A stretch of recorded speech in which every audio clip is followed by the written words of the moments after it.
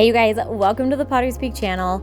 I am showing you guys today how to use these weird mushroom looking press things. We have them at the studio, so we have two foam pads here because we are going to need those in a second, but not at the moment. So I'm going to kind of tuck them to the side. As of right now, we need fresh clay.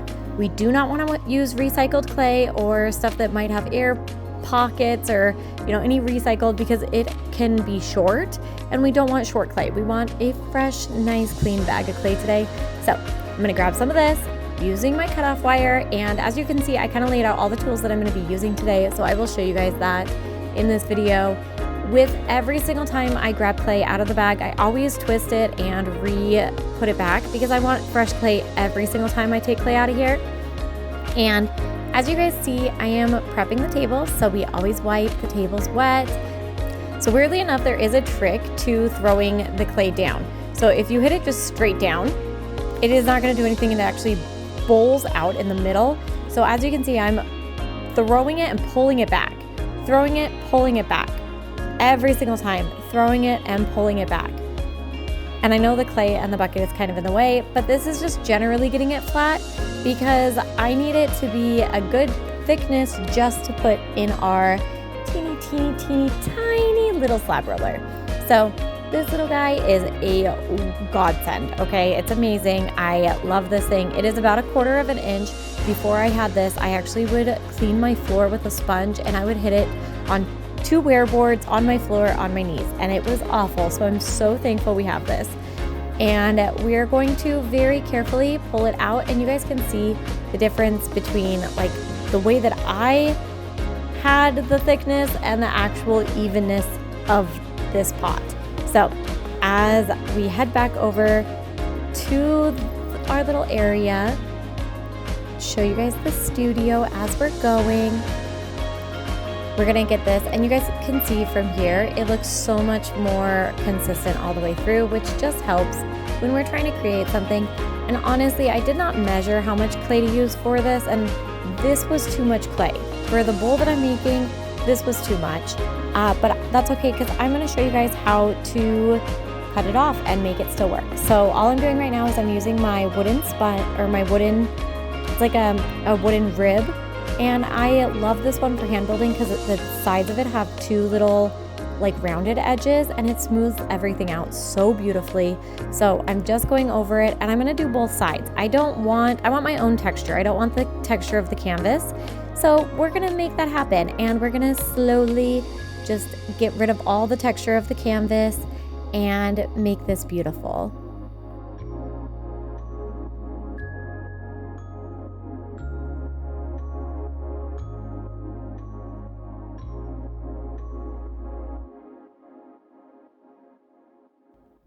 Now this step you can skip. You don't have to round out the edges or soften it up. We are most likely going to be cutting this off anyways, but I like kind of showing the whole process of what's going on in my head and what I'm doing, just because these videos are learning videos, and sometimes you do stuff and you're like, why did I even do that? You really don't have to smooth these off. We are gonna cut them off anyways. This was way too much clay for the little mushroom. I keep calling it a mushroom, but the little press bowl, little hand-built bowl that we're going to use this as. So now for the fun part, I have a lot of rollers. I love MKM pottery tools. They have some of the best rollers I have ever used. The wood doesn't get all sticky, and every texture, every print that I've put on just works amazing. So if you guys are looking for texture rollers, MKM's rollers are my absolute go-to every single time. They just launched a whole bunch of new ones, and you bet your bottom dollar that I got them because I didn't realize that they had like cactuses, and I'm a Arizona girl, okay? Cactuses are where I'm at. So super excited about this. For this one though, I'm going more floral, but I also want the print so I'm going to set that aside, and I'm going to grab our little squish, our little foam boards, not our little squish, but we're going to use it to squish the thing in there. So I want the texture on the outside. So when you're flipping this, make sure it depends, like make sure your texture is where you want it. If you want the texture on the inside of the bowl, then you would keep it facing up, but I want the texture on the outside of the bowl. And as we're doing this, we are not gonna wobble this around. We're gonna press straight down. And as you guys can see right here, it started to ripple. You see that ripple? And I am glad I used too much clay for this because I really, I want to actually show you guys how to correct things as we're going. So in order to get rid of that, it's not that big of a deal. I was trying to see, like, I wanted to show you guys, you see those little bumps? It's not that big of a deal. It just means if you get at these, you're using too much clay. So I'm taking a metal pin tool because I always use metal pin tools when I'm hand building. And I'm just gonna take that extra, we know we don't need that. We don't need all that. So we're gonna trace around it, give yourself a little bit of extra room because you never know exactly how much you're gonna need. And then we're gonna cut it off. And that's gonna get rid of those little ripples. Yeah, it became kind of short, so I wanted to make sure to give it a little bit of water. So we put that little bit of elasticity back in there. And now, once we have it all smoothed out, it's time for round 2. And we're gonna take it, get it right back in that same spot, push it down. I didn't realize how much force I really pushed. I like really pushed this down. So don't be scared to push it down, okay? I gave it one little wobble. I don't wanna stretch it, so not a lot, okay? Just one little wobble. And then I'm gonna take my tool again and I'm gonna cut very carefully straight I'm using the, that mushroom part actually as kind of like my guide, and I am going to get this and kind of squish all those pieces up because I want them pressed against that wooden part of it because I don't want it to have extra wiggle room if I'm trying to make duplicates of this, or if you're trying to make them very similar. You want them all to look the same, and so you need them all pressed up against that so your mold is actually correct. So I like using the foam boards also, not only because you can push it down, obviously, and keep getting that same shape, but you can lift the whole thing up and move it, which is handy, especially when hand building, because you don't want to touch your piece too much. You really want to try to, like, the less you touch it and move it around, the better. So now that we got most of that off, I'm probably gonna go back around anyways, like one more time. I'm gonna switch it down one more time, make sure it's really on there. I could have actually used 3 foam boards for this just to really make sure that it went all the way, because you guys can see it's not going all the way like as far as I want it to, but that's okay. With that, I'm just gonna kind of very, very, very damply use a tiny bit of water on my sponge and squish it up closer to the top, because I know that I want this to be the exact size as that top part.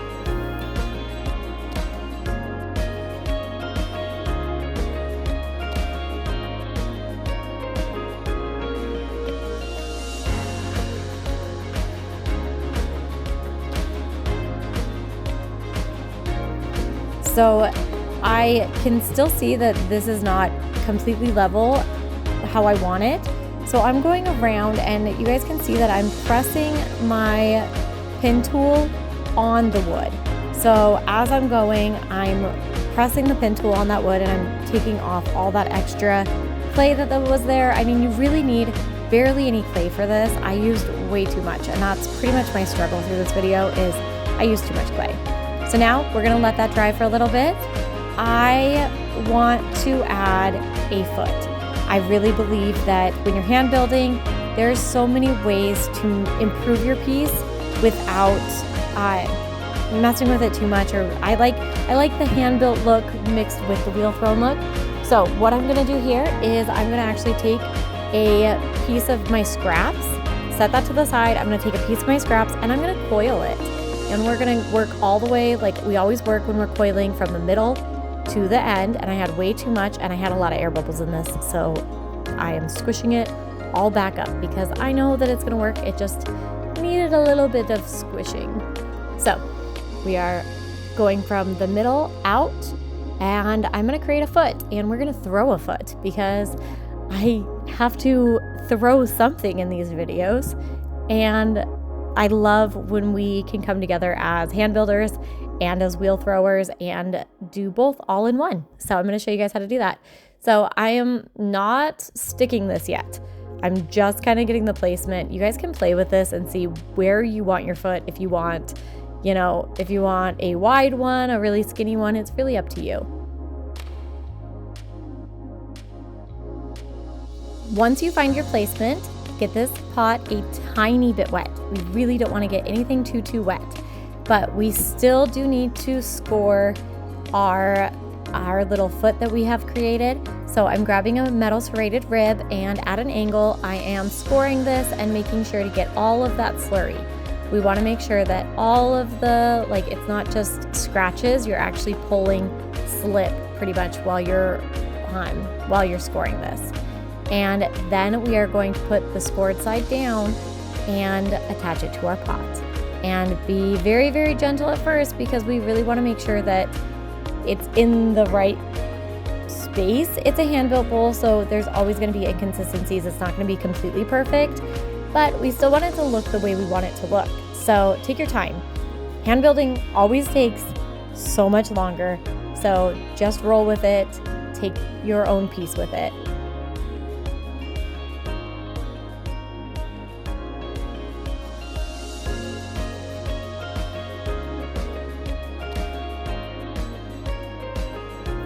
Now that we've got it connected, let's put it on a wheel and let's throw the smallest little foot.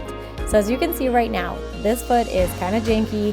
It's attached, but it's not attached perfectly. I didn't sit here and, make sure every little detail is good, because I knew I was gonna throw it. So I'm attaching the entire little mushroom onto the wheel with all my extra clay that I had. I'm just squishing that on, making sure that it is tight, because this is just a little attachment. It's not a banding wheel, it's just a little attachment. It does not have to be perfect. So I'm just taking a bunch of clay that I know that will stick it and getting it stuck, and then we're gonna use barely any water. So I like to do this with a damp sponge. We do not want to use a lot of water when we do this, because we don't want to ruin the texture that we have on the outside of our pot.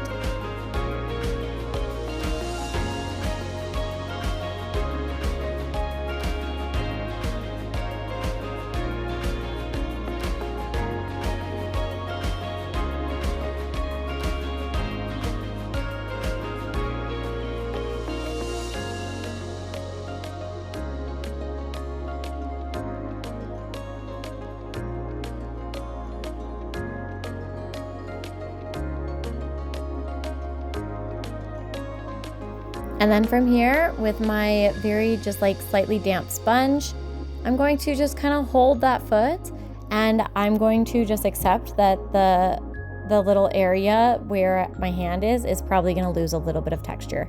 But that's okay, because I want a really nice foot. And I'm letting this pot dance. It's not perfect right now, but I want it to have a foot. So that's it.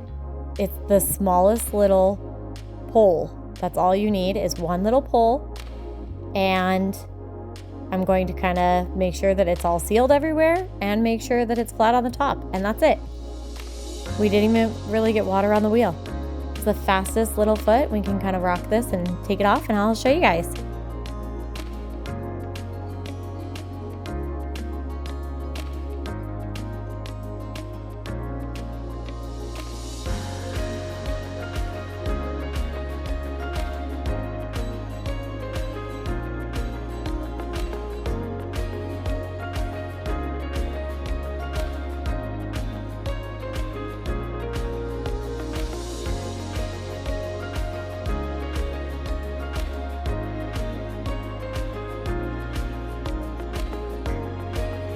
So, ta-da!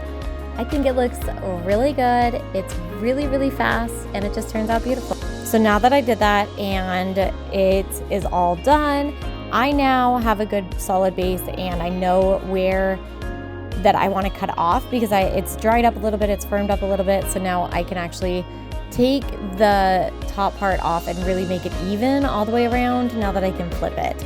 So I am very slowly, almost I usually like having a knife tool for this, but I couldn't find mine. We're in a community studio, and I think that I either lost it when we built this place, or it's now gone somewhere. I have no idea. But I love the knife tools that come with pottery. Like, well, even an X-Acto knife would be better than what I'm using. But I'm just going around for the sake of this video with a little tool. And as you guys can see, I'm using like a sawing motion and it gets the job done. And I'm just staying with the same thing, like I'm going around where the wood is. And I'm holding it down. As you guys notice, like I'm holding it down because I don't want it to move as I'm cutting. Because if it does that, then it's gonna make it uneven again, and that is exactly what we don't want. So I like keeping it on the mold while I do my chop, so I can actually push down, and that's our little bowl. So now we are going to wait for this to completely firm up because I need to make handles. So I'm gonna take it out of this mold and I'm going to let it dry.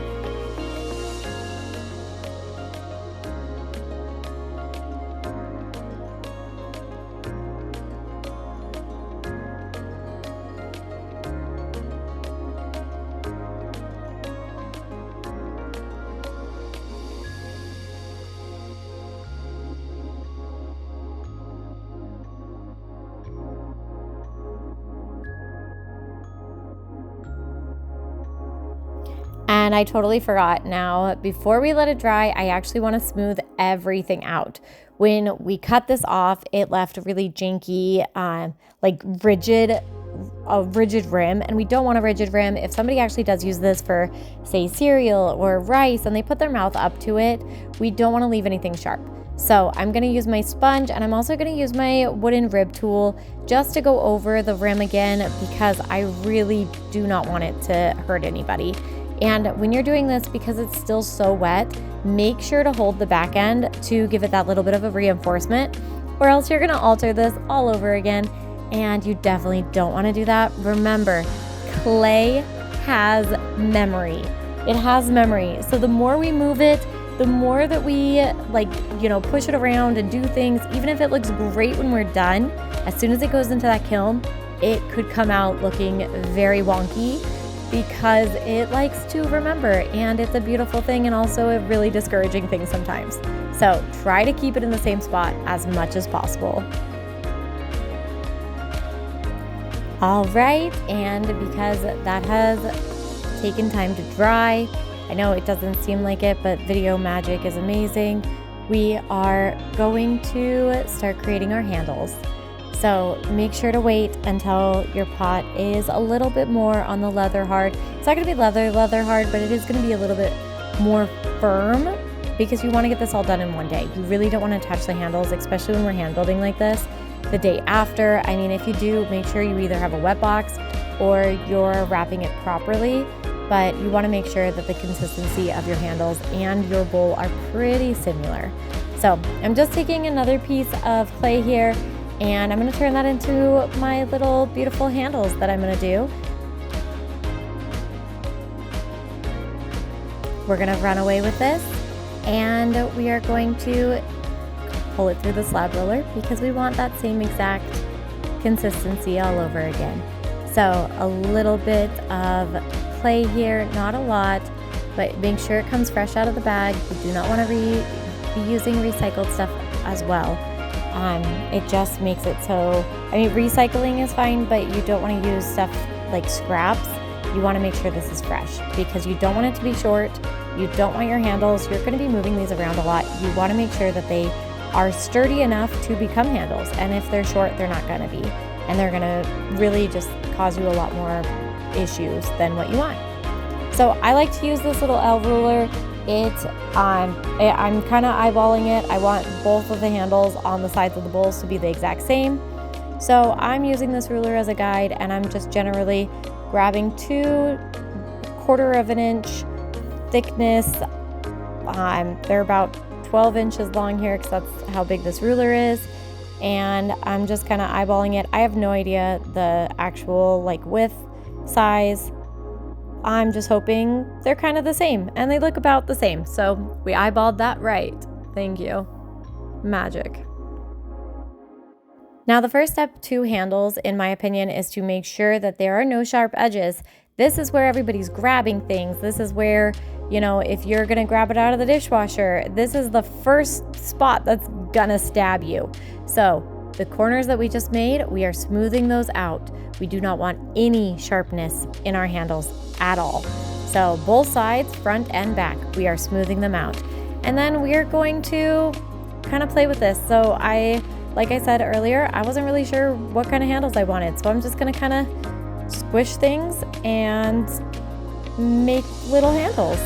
And I came up with this little design. It's one that I usually use just because I really like the look of it. It's very traditional. It's very beautiful in my opinion.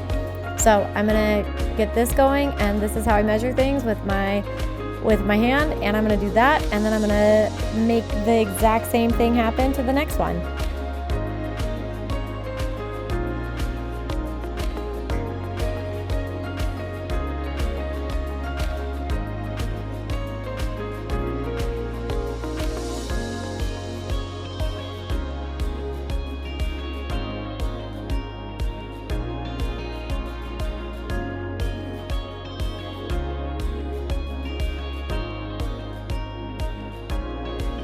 Now that they are done and ready to be applied, I'm just gonna kind of look at this, make sure I like it, it's a good fit, it's not too oversized before I sit here and attach it and have to take it all off.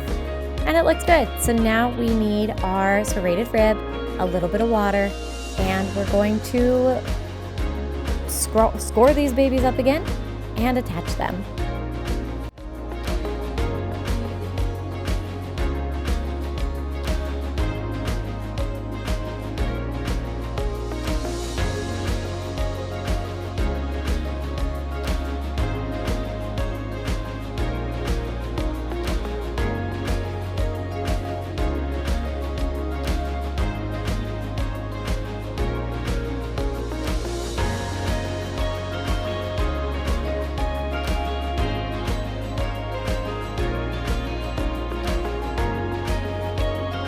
All right, you guys, look at it. We did it. Look how beautiful it is. How cool that you can go from that little wooden mushroom looking tool to an absolutely beautiful bowl. I hope this helped. I'm super excited. You guys can get these little wooden presses literally at any craft store. They sell them at Michael's, they sell them at Joann's, they sell them all over the place. And I just think it's so cool that you can create something over and over and over again with them that turns out absolutely beautiful. So thanks for watching. I hope you guys learned how to use these with me today. And don't forget to like, comment, and subscribe. We love seeing you guys, and we can't wait to see this channel grow into something beautiful and help you guys along the way. All right, bye you guys.